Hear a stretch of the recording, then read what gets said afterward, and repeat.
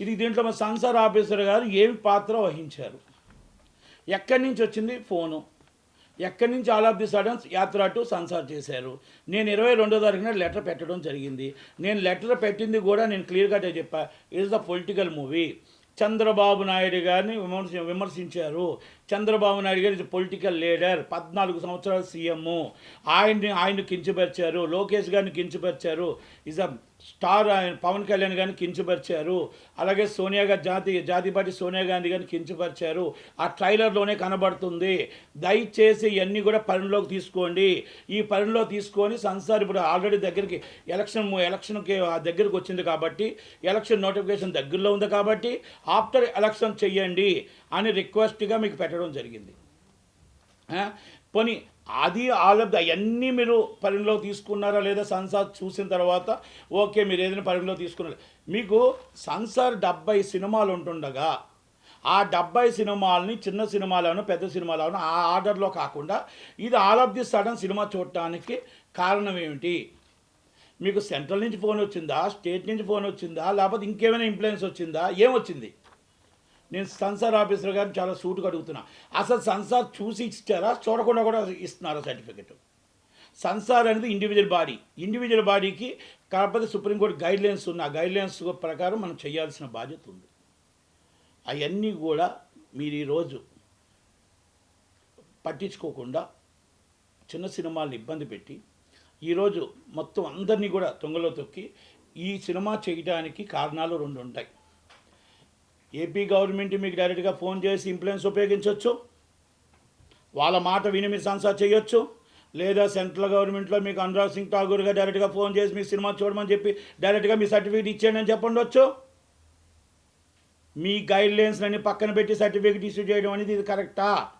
దీని మీద మీరు ఏదైతే సెన్సార్ గైడ్లైన్స్ తప్పారో దాని మీద మేము న్యాయ పోరాటం చేస్తాం. తప్పకుండా మా మనోభావాలు దెబ్బతినే విధంగా, మా ఎలక్షన్స్లో మమ్మల్ని కించపరిచే విధంగా, మా నాయకుడిని కించపరిచే విధంగా, ఆ హీరోని కించపరిచే విధంగా, ప్రతిపక్షాన్ని కించపరిచే విధంగా ఉన్న ప్రతి సన్నివేశాన్ని వైసీపీకి అనుకూలంగా మీరు సెన్సార్ చేశారని ఒప్పుకోక తప్పదు. వైసీపీకి అనుకూలంగా వ్యవహరించారు. దీంట్లో ఒక వ్యక్తి పేర్లు అవసరం లేదు, ఒక సినిమా వ్యక్తి 2 నెలల నుంచి తిరుగుతున్నాడు మీకు సెన్సార్కి పెట్టి. అప్లికేషన్ అందరూ సెన్సార్కి అప్లికేషన్ ఒకటే డబ్బులు కట్టాలి, ఒకటేలాగా సెన్సార్ నిర్మాతే. చిన్న సినిమా పెద్ద సినిమా ఉండదు ఇక్కడ. సెన్సార్ సినిమా చూడాలి, సర్టిఫికేట్. 2 నెలల నుంచి మీ కాలు చుట్టూ తిరుగుతుంటే ఇప్పటికి సెన్సార్ చూడలే. ఒక వ్యక్తి 2 నెలల నుంచి సెన్సార్ తిరిగితే నిన్న ఒక సినిమా సెన్సార్ చేశారు. అంటే ఏంటి? మీరు వచ్చిన వాళ్ళు అందరూ తిరుగుతుంటే అసలు లోనకి ఎంట్రన్స్ అవ్వనివ్వట్లే. మీకు ఇష్టమైతే సెన్సార్కి ఎవరైనా ఫోన్ చేస్తే వాళ్ళు ఇన్ఫ్లుయెన్స్ ఉపయోగించుకొని మీరు సెన్సార్ చేస్తున్నారు. అంటే ఆర్డర్లో లేదు. సెన్సార్ అప్లికేషన్ ఎప్పుడు వచ్చినా ఈరోజు వచ్చిన అప్లికేషన్ని ఈరోజే సినిమా చూసే రైట్ మీకు ఎవరు ఇచ్చారు?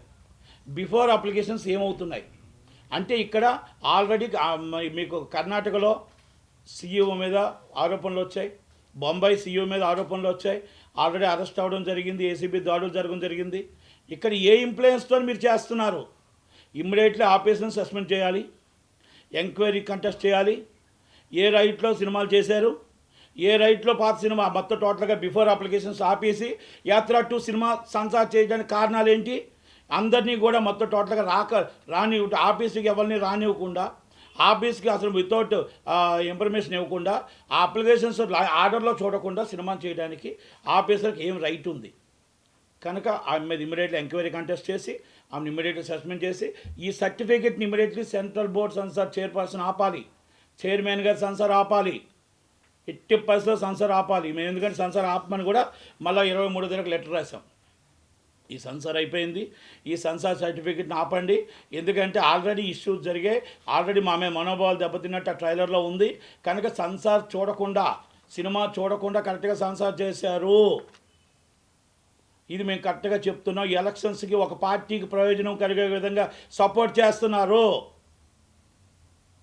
రాజకీయ పార్టీలు అన్నాక ఆ రాజకీయ పార్టీలకి ఒక్కొక్కటి ఒక విధానం ఉంటుంది.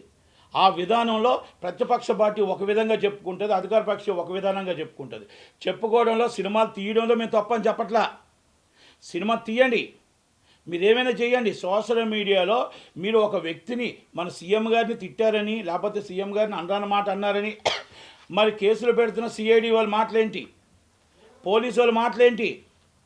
ఎందుకంటే ఎందుకు పెడుతున్నారు? మీరు అసభ్యకరంగా మాట్లాడారని, మీరు సీఎం గారిని కించపరిచారని, మీరు లేకపోతే గవర్నమెంట్ని కించపరిచారని, మీరు సోషల్ మీడియాలో మాట్లాడారని, మీరు ప్రెస్ మీట్లో పెట్టి మీరు పలానా వ్యక్తిని మాట్లాడుతున్నారని కేసులు పెడుతున్నారే. మీరు ఒక సినిమా అంటూ సినిమా 2 గంటల సినిమా తీసి అడ్డమాని తిట్లో అసభ్యకరంగా మా నాయకులు తిడుతూ ఉంటే మరి ఏమనాలి? దానికి సెన్సార్ సర్టిఫికేట్ ఇస్తూ ఉంటే, సెన్సార్ సర్టిఫికేట్ అంటే ఇండివిజువల్ బాడీ, ఆ సెన్సార్ సర్టిఫికేట్ ఇవ్వడం అనేది ఎంత దాకా కరెక్టు? అంటే తిట్టమని మీరు ప్రోత్సహిస్తున్నారా? అంటే ఇలాంటి మనుషుల పోలిన మనుషులు పెట్టి తిట్టమని ప్రోత్సహిస్తూ ప్రతిపక్షాన్ని అణగదొక్కడానికి మీరు సపోర్ట్ చేస్తున్నారా వైసీపీకి అని అడుగుతున్నా.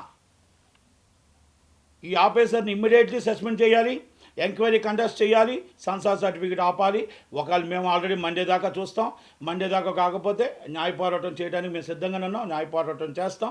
ఎందుకంటే ప్రతిపక్షాన్ని అణగదొక్కే పని ఏ పనైనా సరే న్యాయాన్ని ఆశ్రయిస్తాం. చట్టం ఏం చెప్తే, చట్టం న్యాయం ఏం చెప్తే అది వింటానికి మేము సిద్ధంగానే ఉన్నాం. కాకపోతే ఏంటంటే యాత్ర 2లో మేము క్లియర్ కట్గా చెప్పాం, మీరు వితౌట్ ఇంటిమేషన్ డేట్ 8వ తారీఖు ఎలాగేశారు, వితౌట్ పర్మిషన్ మీరు ఎలాగిచ్చారు, పర్మిషన్ ఎలాగిచ్చారు 8వ తారీఖున సోషల్ మీడియాలో చక్కర్లు కొడుతుంది. ఇవన్నీ కూడా సెన్సార్ ఆఫీసర్ ప్రోద్బలంతోనే, సెన్సార్ ఆఫీసర్ ఆదేశాలతోనే, ఆమె ఇన్ఫ్లుయెన్స్తోనే జరిగింది. ఇది వాస్తవం. ఇవన్నీ కూడా నేను ఒక్కటే చెప్తున్నా, నేను మాట్లాడిన తప్పు అయితే నా మీద పర్మిషన్ వేసుకోమనండి. నేను రెడీగా ఉన్నాను మొత్తం విత్ ప్రూఫ్స్తో సైతం. ఆమె ఆర్డర్లో ఎన్ని సినిమాలు ఉన్నాయి, ఆర్డర్లో ఎప్పుడెప్పుడు అప్లికేషన్స్ ఫిలప్ అయ్యాయి, ఎప్పుడెప్పుడు సినిమా చూశారు, ఎప్పుడెప్పుడు పిలిస్తే సినిమాలు చూస్తున్నారు, సెన్సార్లు మొత్తం టోటల్గా నెలకు ఎన్ని రోజులు ఆమె సినిమా చూస్తుంది, ఎన్ని రోజులు సెలవు పెట్టింది, ఎన్ని రోజులు బయటికి ఆమె మొత్తం టోటల్గా సినిమాలు చూడట్లేదు, చిన్న సినిమాలు ఒక్క సినిమా చూడలేదు. ఇది ఆల్రెడీ ఛాంబర్కి సో మెనీ కంప్లైంట్స్ వస్తున్నాయి, కౌన్సిల్కి వస్తున్నాయి. ఆల్రెడీ నేను జాయింట్ సెక్రటరీ కౌన్సిల్, ఇలాంటి కంప్లైంట్లు ఎన్నో ఉన్నాయి. కనుక ఆమె ఆ యాక్షన్ అనేది మొత్తం టోటల్గా ఆమె మీద యాక్షన్ తీసుకోవాల్సిన బాధ్యత చైర్మన్ మీద ఉంది. చైర్మన్ గారికి పంపించాం, చైర్మన్ గారు ఏం చేస్తారో చూస్తాం. మండే దాకా చూసి మండే దాకా మేము హైకోర్టును ఆశ్రయిస్తాం. జగన్మోహన్ రెడ్డి గారు సినిమాల మీద, కొంతమంది పెయిడ్ ఆర్టిస్టుల మీద ఆధారపడి ఉన్నారు. ఎస్, సినిమాలు వస్తే సినిమాలని జనాల్ని ఆకర్షిస్తాయి. మేము డైరెక్ట్గా తిడుతూ ఉంటే ఆనందంతో పొలిగించుకోవడానికి ఆ ప్రతిపక్ష నాయకుడిని తిడుతుంటే ఈయన ఆనందపడుతూ ఉంటారు ప్రతిపక్ష నాయకుని తిడుతూ ఉంటే ఆ టీవీలో చూసి.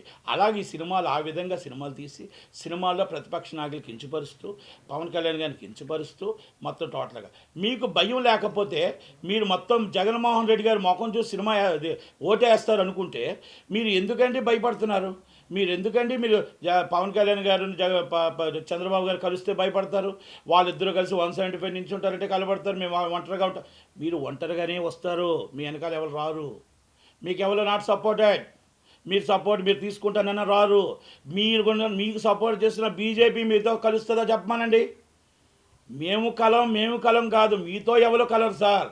జగన్మోహన్ రెడ్డి గారు మీతో ఎవరు కలరు. చంద్రబాబు నాయుడు గారు కానీ, పవన్ కళ్యాణ్ గారు కానీ, అది కాంగ్రెస్ పార్టీ అవ్వచ్చు, సిపిఎం అవ్వచ్చు, సిపిఐ అవ్వచ్చు, ఏదైనా ఇండివిజువల్ పార్టీస్ని అన్నిటిని ఓట్లు చేర్చకుండా ఈ అరాచక పాలని తిప్పుకొట్టడానికి, ప్రజలకు మంచి చేయడానికి చంద్రబాబు నాయుడు గారు ఏ పార్టీతో ఎప్పుడైనా పొత్తు పెట్టుకొని ఆ ఓట్లు చెల్లకుండా చేయడానికి చంద్రబాబు నాయుడు గారు మొత్తం నాయకత్వం వహిస్తూ ప్రతి ఒక్కరికి కూడా సీట్లు ఇవ్వాలి, ఓట్లు రావాలి, అందరికీ కూడా ఈ అరాచక పాలన మీద వివరిస్తూ చేస్తున్నారే తప్ప ఏదో మొత్తం టోటల్గా అందరూ కలిసిపోయి మాకేమో చంద్రబాబు నాయుడు గారికి సీట్లు కార్యకర్తలు నాయకులు లేకపోతే ఆయన 170 నియోజకవర్గాలు లేక కాదు. ఇక్కడ ఏంటంటే పవన్ కళ్యాణ్ గారికి పాత్ర ఉంది, పవన్ కళ్యాణ్ గారికి జనం ఉన్నారు, పవన్ కళ్యాణ్ గారికి ఆదరణ ఉంది. అలాగే అందరినీ కలుపుకొని ఇక్కడ మీది ఓట్లు చీల్చేసి మీరు సింగిల్గా గెలుద్దాం అని అనుకున్న మీ దాన్ని జనాలు తిరస్కరించారు. కాబట్టి చంద్రబాబు నాయుడు ఆలోచన జనాల్లోకి వెళ్తుంది. మీరు నిన్న ఒకటి ఒప్పుకున్నారు, ఓటమిని ఒప్పుకున్నారు ఫస్ట్ టైం. నేను మొన్నటిదాకా నేను గెలుస్తాం 175 సీట్లు అన్నారు. గెలకపోతే అన్న రేంజ్కి మీరు ఎప్పుడైతే ఒక ఇంటర్వ్యూలో వచ్చారో, గెలలేకపోతే అనేది ఎప్పుడైతే మీరు అంటే ఓటమిని ఒప్పుకున్నట్టే జగన్మోహన్ రెడ్డి గారు. అలాగే సజ్జల రామకృష్ణారెడ్డి గారు ఉలుక్కుపడుతున్నాడు. ఆయన షర్మిలా గారు ఏదో ఏపీకి వస్తే ఆమె ఉలుక్కుపడుతున్నారు, ఆమె నిజం చెప్తే ఉలుక్కుపడుతున్నారు. మళ్ళా నేను ఏదో మా న్యూస్లో చూసా, మా బాబాయ్ నేను కాంగ్రెస్ పార్టీ నా మీద నించోబెట్టింది, బాబాయ్ని నించోబెట్టింది, బాబాయ్ మినిస్టర్ అయ్యాడు, బాబాయ్ మీ మీద ఓడిపోయాడు, బాబాయ్ చనిపోయాడు. కానీ బాబాయ్ చనిపోయిన తర్వాత బాబాయ్ కేసు మనం 2019 నుంచి ఇప్పుడు దాకా ఎవరు చంపారో చెప్పలేని పరిస్థితుల్లో ఈ ఆంధ్రప్రదేశ్ పోలీస్ డిపార్ట్మెంట్ ఉంది. నాట్ ఓన్లీ పోలీస్ డిపార్ట్మెంట్ తెలుసు జగన్మోహన్ రెడ్డి గారు ఉన్నారని చెప్పొచ్చు దీంట్లో. ఎందుకంటే ఆల్రెడీ 2019లో చనిపోయినప్పుడు ఎవరు చంపారో అన్నీ తెలుసు. ఓకే, జ్యుడిషియల్లో ఉంది కాబట్టి మనం మన బాధ్యత ఉంది కదా, మన తండ్రి కదా, తండ్రి తర్వాత తండ్రి అంతటి వారు చనిపోయిన తర్వాత మనం ఎవరు చంపారనేది తెలియపరచవలసిన అవసరం ఉంది కదా. మీ చెల్లెలు సునీతమ్మ సుప్రీంకోర్టు అన్ని కోర్టులు తిరుగుతూ ఆమె బాధపడుతుంది. ఆమె బాధ కూడా మీకు బాధ అది తెలియలేదా? మీరు తల్లిని కూడా మీరు పట్టించుకోకుండా వదిలేశారే. మీరు రోజు మీ చెల్లె సరిమలమ్మే మీకోసం మీరు వదిలిన బాణమే ఈరోజు మీకోసం నిజాలు చెప్తుంటే పట్టించుకోలేక ఎవరెవరి మీద సోషల్ మీడియాలో ఇష్టం వచ్చిన తిట్టేస్తున్నారే. మీ సొంత చెల్లెలే, మీ తోడబుట్టి చెల్లెలే కదా నిజం మాట్లాడుతున్న ఇష్యూస్ అండ్ పొలిటికల్గా మాట్లాడండి అంతే తప్ప ఎవరెవరో ఏదో మాట్లాడుతుంటే రేపు మీ చెల్లెలు కాకపోద్దా, మీరు అన్నయ్య కాకపోతారా? ఇస్ ద పొలిటికల్గా ఆమె కాంగ్రెస్ పార్టీలో ఉంది, మీరు వైసీపీలో ఉన్నారు కనుక ఆడవాళ్ళకి మీరు ఎంత గౌరవం ఇస్తారో మీ చెల్లెలకి ఇచ్చిన గౌరవమే అర్థమవుతుంది, మీ తల్లిగారికి ఇచ్చిన గౌరవమే అర్థమవుతుంది, మీ చెల్లెల తర్వాత చెల్లెలు సునీతమ్మకి ఇచ్చిన గౌరవమే అర్థమవుతుంది. జగన్మోహన్ రెడ్డి గారు ఈరోజు రాష్ట్రంలో జగన్మోహన్ రెడ్డి గారిని చూసి ఓటేశారని 2019లో చెప్పారు. ఎస్, జగన్మోహన్ రెడ్డి గారిని చూసి ఓటేయండి, నన్ను చూసి ఓటేయండి అనేటప్పుడు మీరు సీట్లు మార్పులు ఎందుకు, ఓట్లు మార్పులు ఎందుకు, ఇవన్నీ ఎందుకు మీకు మార్పులు? ఒక్క సీటు ఎటు నుంచి ఎటు మారుస్తున్నారో అంటే దాన్ని బట్టి మీకు అర్థమైంది. మిమ్మల్ని చూసి ఓటేయరు, అక్కడ క్యాండిడేట్ని చూసి ఓటేస్తారు. అంటే మీరు దాన్ని ఒప్పుకున్నారు, దాన్ని కూడా మీరు ఒప్పేసుకున్నారు. క్యాండిడేట్ని చూసి ఓటేస్తారు, నన్ను చూసి ఓటు పడదు అని డిసైడ్ అయిపోయారు మీరు. అదే మీకు ధైర్యం ఉండుంటే 170 సీట్లు మీరు గెలుస్తాను అనుకుంటే 175 మంది ఎవరిని నించోబెట్టినా గెలుస్తామని 2019 లాగా మీకు ఊహించుకొని ఉంటే ఈరోజు మీరు సీట్లు మార్చరు, ఎంపీ సీట్లు మార్చరు, ఎమ్మెల్యే సీట్లు మార్చరు. అసలు ఏ సీటు ఎక్కడుందో ఎలా ఉందో కూడా తెలియని పరిస్థితిలో జగన్మోహన్ రెడ్డి గారి పార్టీ వైసీపీ పార్టీ ఉంది. ప్రతిపక్షంలో ఎలక్షన్ నోటిఫికేషన్ దగ్గరికి వస్తుంది. నోటిఫికేషన్లో చంద్రబాబు నాయుడు గారు, పవన్ కళ్యాణ్ గారు ఓ పక్క ఉన్నారు, జగన్మోహన్ రెడ్డి గారు ఓ పక్క ఉన్నారు, షర్మిల గారు ఇంకో పక్క ఉన్నారు. షర్మిల గారు జాతీయ పార్టీలు ఉన్నారు. ఏది డిఫరెన్స్ అయినా ఈరోజు ఒకటి మాత్రం చెప్తున్నాం, మ్యాక్సిమం సీట్స్ అండ్ డిపాజిట్లు కోల్పోబోతుంది మొత్తం టోటల్గా వైసీపీ పార్టీ. చంద్రబాబు నాయుడు గారు అతి త్వరలో పవన్ కళ్యాణ్ గారు గవర్నమెంట్ ఫామ్ చేయబోతున్నారు.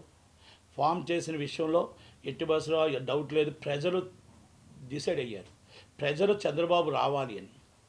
ఈరోజు నేను ఒకటి అడుగుతున్న, ప్రజలు చంద్రబాబు రావాలని ఎందుకు అనుకుంటున్నారంటే 2014 తర్వాత 2019 తప్పు చేశాము. ఎస్, ఈరోజు అమరావతి 35,000 ఎకరాలు మేము ఇచ్చి ఆ 35,000 ఎకరాల్లో మేము చంద్రబాబు గారిని నమ్మి మేము 35,000 ఎకరాలు ఇస్తే మా దాంట్లో రోడ్లు వేశారు, మా దాంట్లో బిల్డింగ్లు కట్టారు, మా దాంట్లో సెక్రటరీ కట్టారు, మా దాంట్లో అసెంబ్లీ కట్టారు, మా దాంట్లో వచ్చి అదే రోడ్డు మీద మా రోడ్డు మీద మా మీద నుంచి వెళ్తున్నట్టు బాధ అనిపిస్తుంది. ఈరోజు మమ్మల్ని నడి రోడ్డు మీద నించోబెట్టి 4.5 సంవత్సరాలు ఆ టెంట్లో నేను కూర్చొని మేము బాధపడుతూ ఉంటే మా బాధను చిరునవ్వుతో నవ్వుకుంటూ వెళ్ళిపోతున్నారే, ఇదా మీకు న్యాయం అని ఆ బాధపడుతూ ఉన్నారు ప్రతి ఆడబిడ్డ, ప్రతి తల్లి. పెళ్ళిళ్ళు చేయలేక, ఉద్యోగాలు లేక, చదువులు చదివించుకోలేక వాళ్ళు ఇచ్చిన తప్పు. మేము ఇచ్చిన ల్యాండ్ ఇది గవర్నమెంట్ ల్యాండ్ కాదు, ఇది మేము గవర్నమెంట్కి ఇచ్చాం. మాకు చంద్రబాబు నాయుడు గారు సపోర్ట్ చేసిన కక్షతో, ఒక ఆధైర్యంతో మమ్మల్ని నిలబెట్టి ఈరోజు హైకోర్టు కట్టినా ఇంకోటి కోర్టు కట్టినా అక్కడ కట్టినా అమరావతి అనేది డెవలప్ అవ్వాలి. చంద్రబాబు నాయుడు గారు హైటెక్ సిటీ లాగా హైదరాబాద్ ఎలా డెవలప్ అయిందో అంతకన్నా బాగా చేస్తారు, మా పిల్లల భవిష్యత్తు బాగుంటుందని మేము ఇచ్చాము. ఇచ్చిన దాన్ని ఈరోజు 4.5 సంవత్సరాలు నట్టి ఎండలో రోడ్డు మీద నిల్చోబెట్టారే, మమ్మల్ని ఆ టెంట కింద కూర్చోబెట్టారే. రోజుకి మీరు మా ముందే వెళ్తున్నారు, మా ముందే వస్తున్నారు. ఈ రోడ్లు మావి, ఆ సీట్లు మావి, మీరు కూర్చున్న అసెంబ్లీ మా స్థలం, మీ సెక్రటరీ మా స్థలం. కానీ అది కొంత కూడా మీకు చినుకుమనుకు బాధ అనిపించట్లేదు మినిస్టర్లకి, చీఫ్ మినిస్టర్ గారికి, అందరికీ.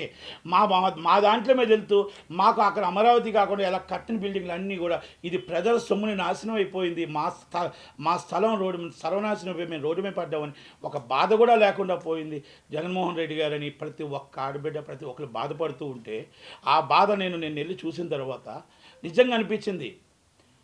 పొరపాటును కూడా పరాయుడికి కూడా వద్దు. మన స్థలాన్ని మనం గవర్నమెంట్కి ఇచ్చి మన పిల్లలు మనం తీసుకురావడానికి, మన పిల్లలు ఉద్యోగాలు లేక, మన పిల్లలు చదువులు లేక, మన ఆడపిల్లలు పెళ్ళిళ్ళు చేసుకోలేక ఈ రోడ్డు మీద నించున్నారే పాపము. ఏంటి ఈ బాధ అని అనిపించింది. ఇంకొక పొరపాటును కూడా ఎప్పుడు కూడా గవర్నమెంట్కి ఎప్పుడు సైట్లు ఇవ్వకూడదు అని. ఎందుకంటే చంద్రబాబు గారిని నమ్మిచ్చారు. చంద్రబాబు గారు ఈసారి అందుకే రావాలి, అమరావతి కట్టాలి, తెలంగాణ కంటే రాజధాని బాగుండాలి, అలాగే విశాఖపట్నం క్యాపిటల్ అవ్వాలి. ఇక్కడే జీతాలు ఇచ్చలేని పరిస్థితుల్లో ఉంటే, జీతాలు ఇవ్వలేని పరిస్థితుల్లో ఉంటే 500 రూపాయల బిల్డింగ్ ఒక కొండ మీద కట్టారు. ఆ కొండ ఎదురుగుంటే ఇంకో కొండ ఉంది, అదే రామానాయుడు స్టూడియో. దాన్ని ఆఫీస్ కిందకి పెట్టారు. అదే సుప్రీంకోర్టు స్టే ఇచ్చింది, జ్యుడిషియల్లో ఉంది. అంటే నేను ఒకటే చెప్తున్నా, మీరు కట్టుకోవడానికి, దాచుకోవడానికి, దోచుకోవడానికి తప్ప ప్రజలకు ఏమైనా ఉపయోగపడిందా? మీరు మాట్లాడితే టింగ్ టింగ్ టింగ్ వేస్తాను అంటున్నారు. మీరు వేసిన టింగ్ టింగ్లో కరెంటు బిల్లు ఒకప్పుడు 126 రూపాయలు వస్తే దాంట్లో 50% బొగ్గి వడ్డీ అంట, సదర్ ఛార్జెస్ అంట, అదర్ ఛార్జెస్ అంట, ఇవన్నీ కలిపి 226 రూపాయలు వస్తుంది. అంటే 100 రూపాయలు ఎక్స్ట్రా. 10,000 బిల్లు అయితే 20,000 బిల్లు వస్తుంది, 1000 అయితే 2,000 బిల్లు వస్తుంది. అది కూడా నేను కోర్టులో వేసాను, ఈజ్ పెండింగ్ ఆఫ్ హైకోర్టు. అది మొత్తం టోటల్గా దాని మీద కూడా కోర్టుకి వేసాను. అంటే కోర్టు వారు వాళ్ళ కౌంటర్ ఇవ్వమన్నారు. అసలు ఏంటి బొగ్గు ఛార్జెస్ ఏంటి, సదర్ ఛార్జెస్ ఏంటి, ఎక్స్ట్రా ఛార్జెస్ ఏంటని. ఒక బిల్లు ఒక వ్యక్తికి 34,000 వచ్చింది, 16,000 ఛార్జెస్ ఉన్నాయి, అదర్ ఛార్జెస్. ఇవన్నీ పక్కన పెట్టండి, బిల్లులన్నీ వస్తున్నాయి. మన ఇంట్లో కరెంట్ లేదు. కరెంట్ లేకుండానే మన బిల్లు వస్తాయి. రోజుకు 6 గంటల కరెంట్ నడడం కష్టం. ఆంధ్రప్రదేశ్ చేతికి ఇచ్చేటప్పుడు 2014 మిగులు బడ్జెట్తో, మిగులు కరెంటుతో మనకు చేతికి ఇచ్చి ఇక్కడ కరెంట్ లేని పరిస్థితులు, అక్కడ కరెంటు ఉండే పరిస్థితులు తీసుకొస్తే ఈరోజు ప్రజలకు కరెంటు లేని పరిస్థితి తీసుకొచ్చింది మీరు కాదా? ఈరోజు సాగునీరు రైతు బంధుకు మీటర్ వేయాలంటే మీటర్కి లంచం అడుగుతుంది మీరు కాదా? ప్రతి దిక్కున సచివాలయం వాలంటీర్స్ కానీ ఎవ్వరు అవనియండి, అక్కడ లంచం లేనిదే పని జరగట్లేదు. ఇవన్నీ నిజాలు చెప్తున్నా. నా మీద మీరు కేసు పెడతానంటే ఐఎమ్ రెడీ. నేను ప్రూవ్ చేయడానికి రెడీ, నేను కోర్టుకి వెళ్ళడానికి రెడీ, నేను జైలుకి వెళ్ళడానికి రెడీ. నేను ఎంతమందిని మీరు జైల్లో పెట్టినా 3 నెలలు మాత్రమే.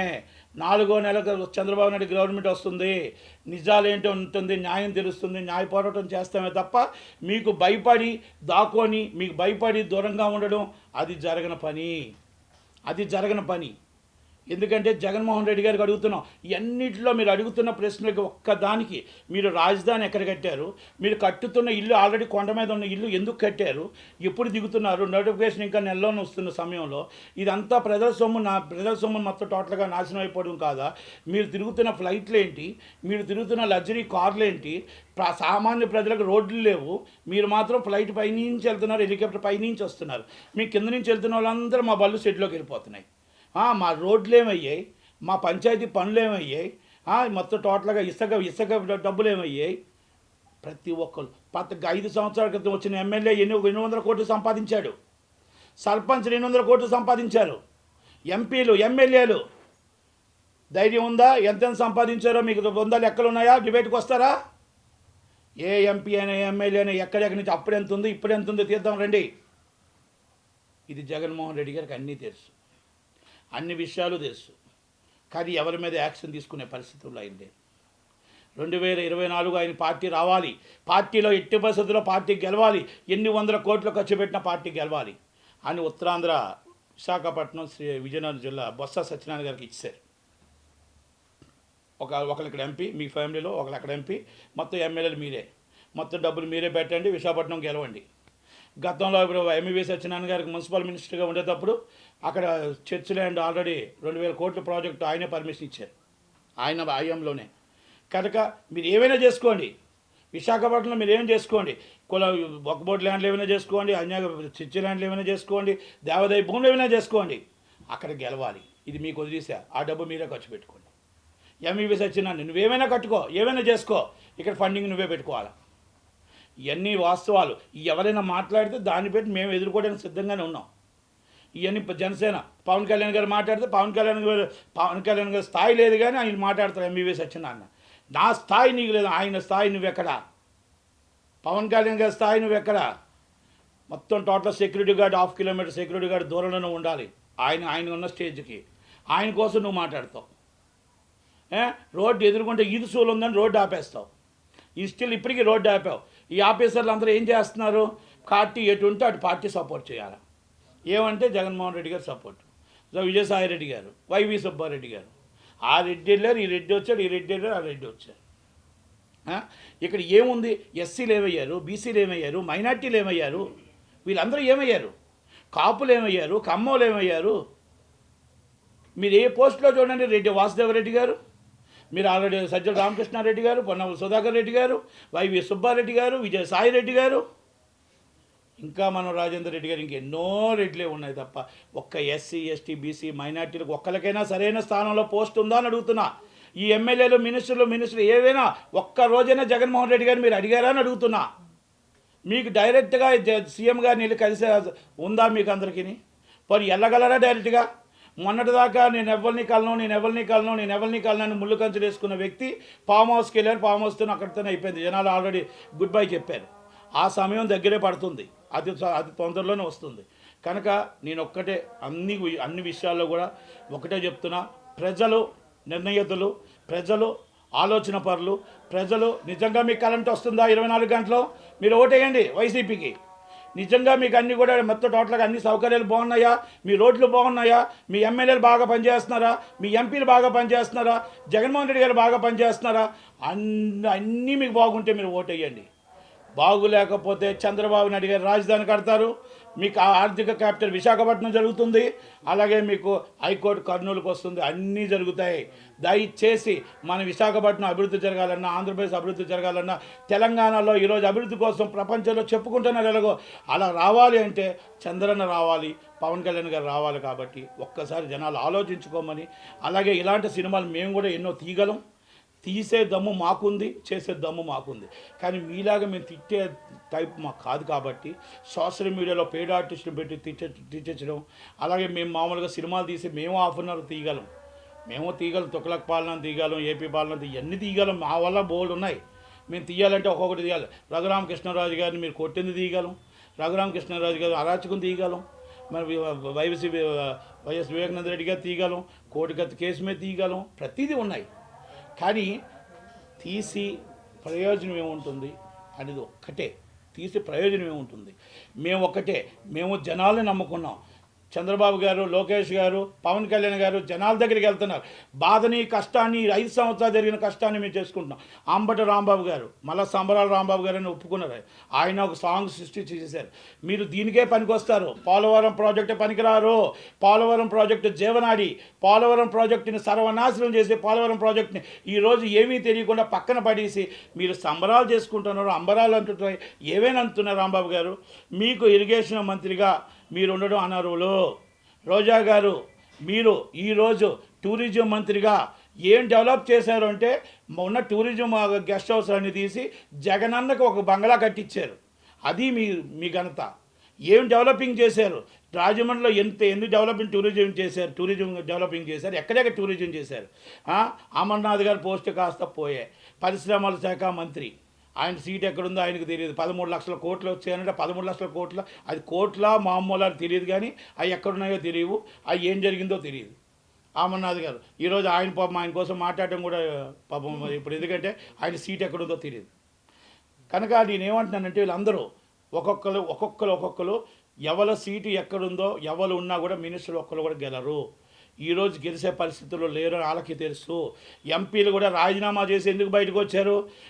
ఇక్కడ మనకు లేదు, ఇక్కడ మనం ఉంటే మనం పరువులు పోతాయి, మన విలువలు పోతాయి. ఆల్మోస్ట్ 30% ఎమ్మెల్యేస్ రిజైన్ చేసి వస్తున్నారు బయటికి. అంటే ఒక పార్టీలో ఫస్ట్ టైం నా 50 సంవత్సరాలు, నా వయసులో నేను 87లో వచ్చాను రాజకీయాలు, 86లో వచ్చాను రాజకీయాలు. అప్పటి నుంచి ఇంతమంది రాజీనామా చేసిన పార్టీ నేను ఏది చూడలే, ఈ ఒక్క పార్టీ చూసా. అంటే ఈ రాజకీయంగా ఆటోమేటిక్గా మనం ఈరోజే చెప్పొచ్చు, రేపు 24 రిజల్ట్ ఇప్పుడు చెప్పొచ్చు. వైసీపీ అనేది అయిపోయింది, భూస్థాపితం అయిపోయింది. ఎందుకంటే రాజీనామా చేసి అందరూ ఎందుకు వస్తున్నారో అది అర్థమైపోయింది. ఇది మనం మాట్లాడాల్సిన అవసరం లేదు, వాళ్ళ ఎమ్మెల్యేలే మాట్లాడుతున్నారు, వాళ్ళ ఎంపీలే మాట్లాడుతున్నారు, మనం చెప్పాల్సిన అవసరం లే.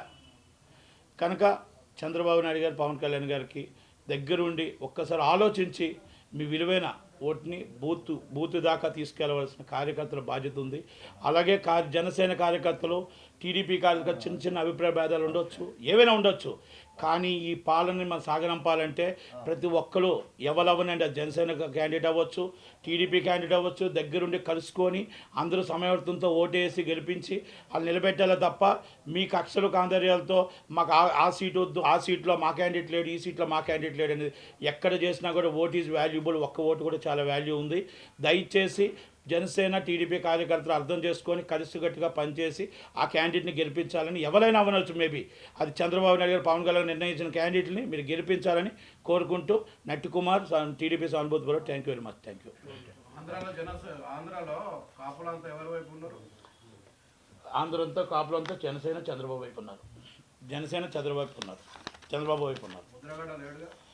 ముద్రగడ్డ పద్మనాభం జనసేనలో ఉన్న ఆయన, లేకపోతే ఇంకో పార్టీలో ఉన్న ఆ ముద్రగడ్డ పద్మనాభం గారిది ఒకటండి. ఇప్పుడు నేను ఒక మాట అండి, నేను కాపు, మా ఇంట్లో కుటుంబంలో 6 ఉంటాం. నేను ఉండొచ్చు ఇంకొక సైడు, ఒక్కొక్కరిది ఒక్కొక్క డిఫరెంట్ ఉంటుంది. అంతేగాని ఒక్కలే ఒక పార్టీకి ఉంటారని ఎప్పుడు అనుకోదు. ఏ కులాలు ఉండవండి, ఏ మతాలు ఉండవు. ఎందుకంటే డిఫరెంట్ ఒపీనియన్స్ ఉంటాయి, అది అన్నీ ఉంటాయి తప్ప. ఇప్పుడు కాపులు బీసీలో చేరుస్తున్న అందరూ చెప్పారు, ఓసీలను బీసీలో చేస్తాను 89 నుంచి వింటున్నా. ఇప్పుడు వచ్చి అవలే. ఏం చేస్తాం? ఎవరు 9 షెడ్యూల్లో చేరుస్తూ ఉన్నారు. చంద్రబాబు నాయుడు గారు అన్నారు, వాళ్ళు అన్నారు, వీళ్ళు అన్నారు. ఆల్రెడీ జగన్మోహన్ రెడ్డి అయితే మీకు ఏది చేయమని చెప్పారు. కాపులను వాడుకున్నారు. ఏం చేస్తాం? ఎవరిని కూడా ఇప్పుడు మన టైం వచ్చినప్పుడు బీసీలు అవుతాయి. ఇంకా అంతకన్నా మనం ఇప్పుడు బీసీలు అవ్వాలి అని అంటే కూడా రాత్రి బీసీలు అవ్వవు. ఎంతోమంది అక్కడ ఆల్రెడీ 9 షెడ్యూల్ వెయిటింగ్ చేస్తున్నారు. జాక్స్ ఉన్నారు, పటేల్స్ ఉన్నారు, ఇండియా మొత్తం చాలా ఉన్నాయి. అన్ని కులాలు మనకి పెట్టారంటే రిజర్వేషన్స్ కొంచెం కావు, కొన్ని అవ్వలేని పరిస్థితులు, అన్నీ మనకు కొన్ని తెలిసిన పరిస్థితులు ఉన్నాయి. కాబట్టి ఎస్వి వర్గీకరణ ఎప్పటి నుంచి అవ్వలేదు. ఇప్పుడు కమిటీ వేశారు. ఆ సమయం, అలాంటి సమయం మాకు కూడా వస్తుందేమో. వెయిట్ చేద్దాం. ఆ వెయిట్ చేసిన దాకా నిలబడదాం. మా నాయకులు నిలబడ్డారా నిలబడలేదా అది రంగా గారితోనే పోయింది. వంగవీటి మోహన్ రంగా గారు ఎప్పుడైతే చనిపోయారో ఆ రోజే కాపులకి బీసీలో చేర్చడం అనేది మర్చిపోయాం. ముద్రగడ్డ పద్మనాభం గారితో వస్తుంది అనుకున్నాం, కానీ ఆయన కొంచెం ఆయన్ని నేను ఏం మాట్లాడు, ఎందుకంటే ఆయన కాపు నాయకుడు. దాన్ని మేము అవునన్నా కాదన్నా ఒప్పుకోవాల్సింది తప్పదు. అందుకే ఆయన నాయకత్వంలో మేము పనిచేసాం కూడా. కనుక బీసీలకు వచ్చిన దాకా వెయిటింగ్ చేయాలి. అందరూ కాపులు అందరూ ఉన్నాం.